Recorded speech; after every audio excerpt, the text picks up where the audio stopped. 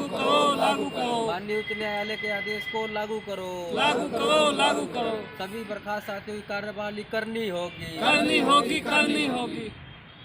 इंतजार प्रबंधक मुर्दाबाद, मुर्दाबाद, मुर्दाबाद, इंतजार प्रबंधक मुर्दाबाद, मुर्दाबाद, मुर्दाबाद। सौरभ भाई, आज जो है ज्ञापन क्या था, मतलब क्या किस लिए यहाँ पर डीएम ऑफिस पहुँचे हुए हैं? देखिए, जो 15/12 का जो हमारा समझौता हुआ था उसको जो है यहाँ हमने एएलसी महोदय के समक्ष हमारी वार्ताएं चल रही हैं। लगभग 1 साल होने जा रहा है, कोई निस्तारण नहीं हुआ। उसके बाद जो है हमने माननीय उच्च न्यायालय में याचिका लगाई और याचिका पे जो है जो हमारे 12 लोग बर्खास्त कर दिए गए थे उन पे जो है 11/1/2024 को आदेश आया और आदेश ये आया कि जितने भी 12 साथी थे किच्छापन नगर से उनको जो है अंदर ड्यूटी पे रखा जाए और उनकी सैलरी दी जाए।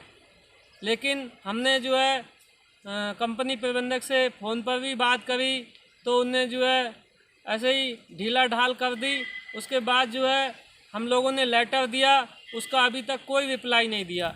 एएलसी महोदय के यहाँ वार्ताएँ लगातार चल रही हैं और हाई कोर्ट का जो आदेश है वो 11/1/2024 को आया है।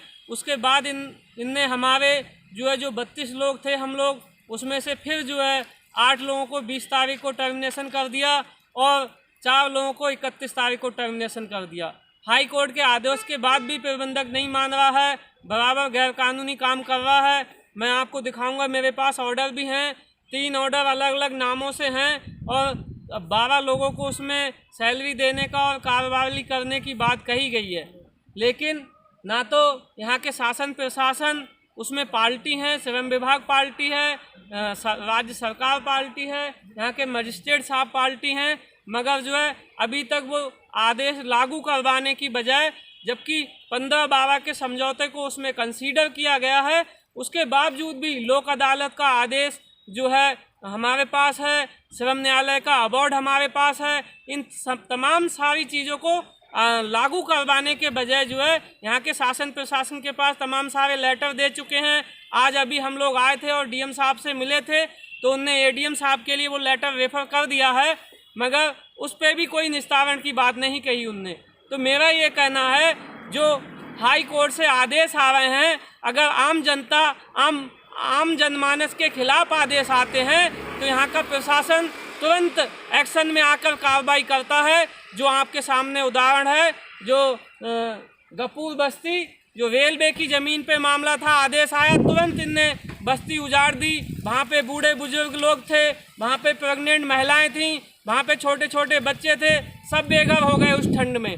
तो जो है जैसे ये गरीब जनमानस का या मजदूरों के मामले पर जब आदेश आते हैं तो ना तो यहाँ का शासन प्रशासन लागू करवाता है और ना ही जो है लागू करने के लिए सक्रिय होता है। और जब गरीब लोगों के उसमें आते हैं तो जो है ये तुरंत सक्रिय होकर उनको तोड़फोड़ कर उनको जो है वो जो आदेश होते हैं उनको इम्प्लीमेंट करने का काम करता है।